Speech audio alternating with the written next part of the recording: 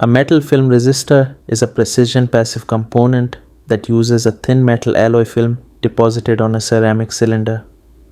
This design offers much lower tolerance than carbon resistors, making it ideal for accuracy critical applications. The manufacturing process is fascinating. We start with a high quality aluminum oxide ceramic rod. Then a thin nickel chromium alloy is deposited onto it in a vacuum chamber where the metal vaporizes and coats the rod uniformly. Next, a laser cuts a spiral groove into the metal coating, creating a spring-like pattern that increases the current path length. By adjusting the spiral dimensions, we can fine-tune the exact resistance value.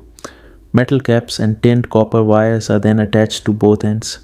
And finally, an epoxy coating seals the resistor, with color coding painted on for identification.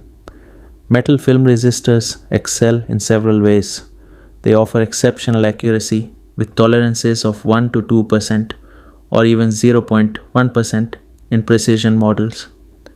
They are incredibly temperature stable, drifting only 50 to 100 parts per million per degree Celsius.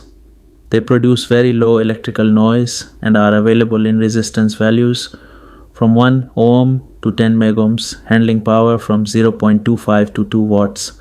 However, they have limitations. Wire-wound resistors handle higher power better, and surges can permanently damage the thin film. They also cost more than carbon film resistors. You'll find metal film resistors in audio equipment, measuring instruments, medical devices, computers, and industrial controls. A quick tip: they're typically blue in color. Metal film resistors are the go-to choice when accuracy and low noise matter most in modern electronics. Thanks for watching. We hope this video helped you understand electrical engineering concepts better. If you enjoyed the content, don't forget to like, share, and leave your thoughts in the comments. Stay with us and stay updated with more videos on transmission lines, substations, and power systems. Until next time, stay curious, keep learning, and keep the power flowing.